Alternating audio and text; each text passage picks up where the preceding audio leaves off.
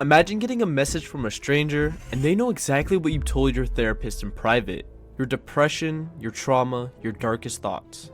Pay Bitcoin or the whole world finds out.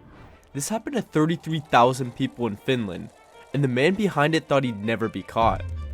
This is the story of how Finnish authorities traced what was supposed to be an untraceable cryptocurrency transaction worth 450,000 euros, leading to the conviction in Finland's largest cybercrime case by victim count. In October 2020, a hacker calling himself Ransomman extorted 33,000 psychotherapy patients using Monero, a privacy coin built on the CryptoNote protocol and designed to be completely anonymous. Yet within 4 years, 25-year-old Aleksanteri Kivimäki found himself behind bars, convicted of over 50,000 criminal counts. The twist: Monero's privacy features weren't broken, the criminal's operational security was.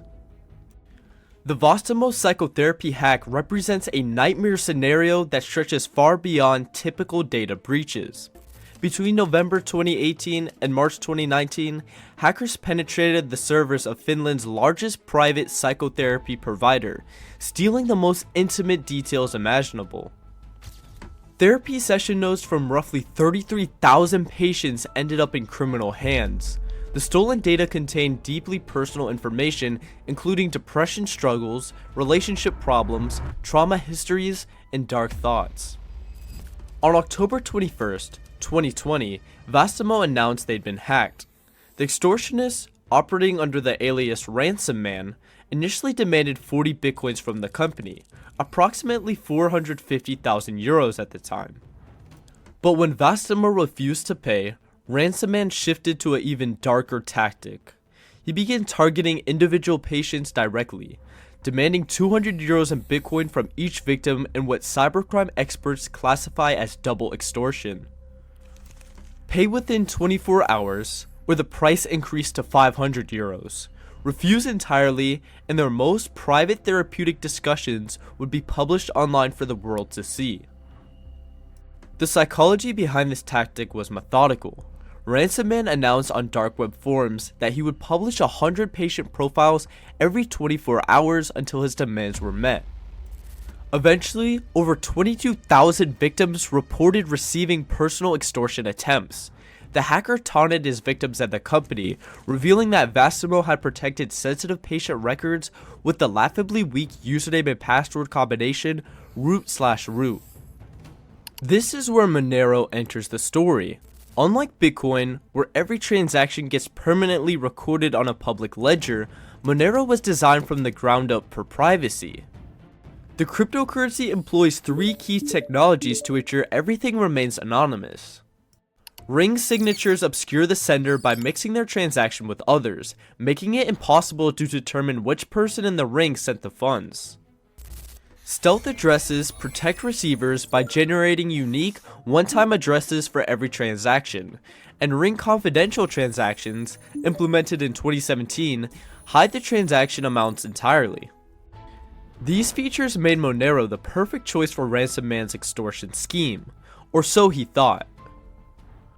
The United States government has invested heavily into cracking privacy coins. The IRS offered bounties of up to $625,000 to anyone who could break Monero's privacy features.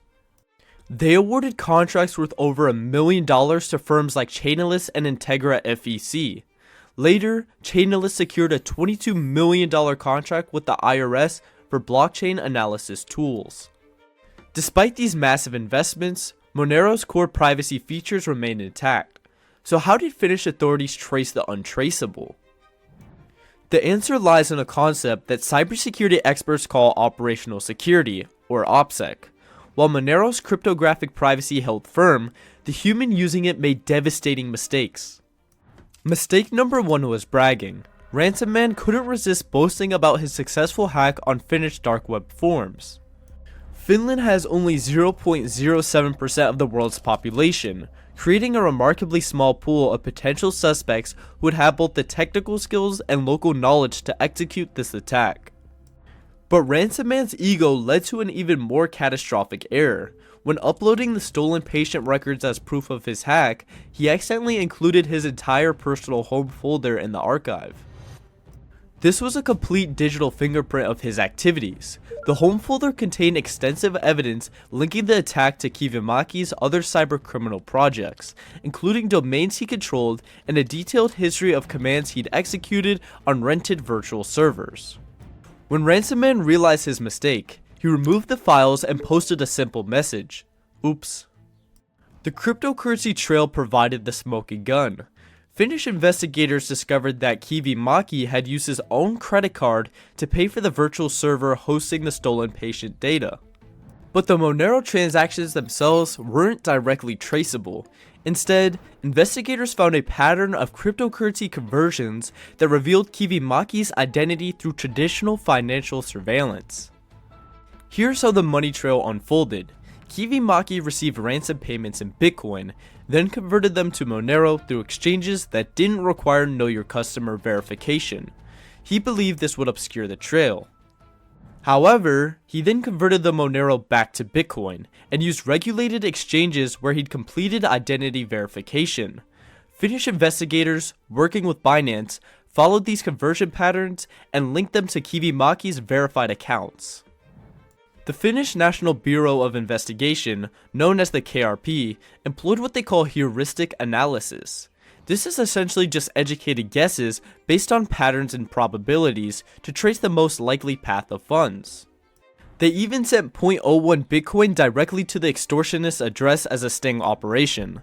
They did this to create a traceable payment that led them through the cryptocurrency conversion chain back to Kivimäki. Timing analysis provided additional evidence. Investigators found that bank transfers from suspected money mules aligned precisely with the timing of traced cryptocurrency payments. Digital forensics revealed that Kivimäki had used the attack infrastructure more frequently than he admitted in court, and had commented about the hacking and extortion on online message boards in ways that were deliberate, purposeful, and temporarily aligned with the extortion attempts. The investigation revealed Kivimäki's extensive criminal history. As a teenager, he'd been a member of the notorious hacking group Lizard Squad, which became infamous for DDoS attacks on PlayStation Network and Xbox Live during Christmas 2014. In one reckless incident, Lizard Squad claimed that explosives were aboard a plane carrying Sony Online Entertainment's president, forcing an emergency landing. The group also swatted an FBI agent's relatives, drawing federal law enforcement attention.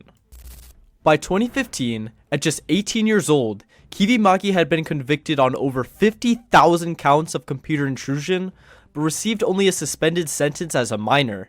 After that conviction, he changed his Twitter description to "Untouchable Hacker God." But Kivimäki wasn't untouchable. In February 2023, French police arrested him during what started as a domestic disturbance call. They found him using forged identity documents and living under a false name in Saint-Tropez, where he'd been enjoying a luxurious lifestyle funded by his criminal activities. The 2,200-page evidence file detailed his expensive tastes, including luxury resorts, high-end rental cars, and exclusive accommodations. On April 13th, 2024, a Finnish court convicted Kivimäki on 9,231 counts of disseminating information violating personal privacy, 20,745 counts of attempted aggravated extortion, and 20 counts of aggravated extortion. He received 6 years and 3 months in prison. However, in September 2025, the Court of Appeal released him pending his appeal, despite upholding his conviction. The Kivimäki case sparked intense debate about whether law enforcement had actually cracked Monero. Finnish authorities classified their analysis methods, stating that revealing their techniques could compromise future investigations. However, cryptocurrency experts maintain that Monero's core privacy features remain unbroken. In September 2024, a leaked Chainalyst presentation suggested the company could trace Monero transactions in approximately 65% of cases. The leaked video revealed that Chainalyst operates numerous Monero nodes designed to capture IP addresses and timestamps of users connecting to the network. Monero community leaders dismissed this as a networking level attack, rather than a cryptographic breakthrough, emphasizing that users could protect themselves by running their own nodes through Tor. The Vastaamo case demonstrates that while Monero's privacy technology remains robust, the humans using it often aren't. Proper operational security requires running your own Monero node, routing all traffic through Tor or I2P, avoiding know your customer exchanges for sensitive transactions, and never linking cryptocurrency activities to your real identity. Kivimäki's downfall wasn't caused by a flaw in Monero's design. It resulted from a cascade of human errors, including bragging about his crimes, accidentally uploading personal files, using his real credit card for criminal infrastructure, and converting between cryptocurrencies through traceable exchanges. Ransomman thought he was untouchable, protected by cutting-edge privacy technology. He learned the hard way that in the world of cybercrime, the greatest threat is human error. I hope you enjoyed this video, and it would mean the world to me if you liked the video and subscribed. I make videos about everything ranging from cybercriminals to government-backed hackers, all the way into deep web investigations and ethical hacking tutorials. Thank you for watching, and I hope you have a great day.